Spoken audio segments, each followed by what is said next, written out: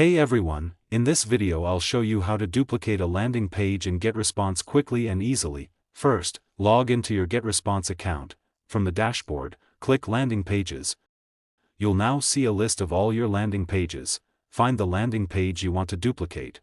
Click the three-dot menu next to the page. Select Duplicate from the available options.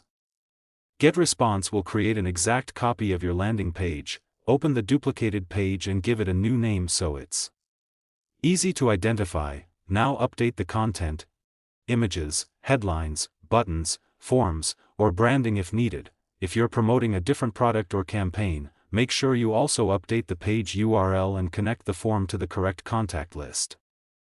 Before publishing, preview the page and test all links and forms to make sure everything works correctly. Finally, click Publish to make your duplicated landing page live.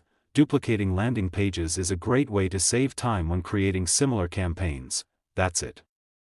You've successfully duplicated a landing page in GetResponse. If this video helped you, don't forget to like, subscribe, and check out the channel for more quick GetResponse tutorials, software guides, and online business tips.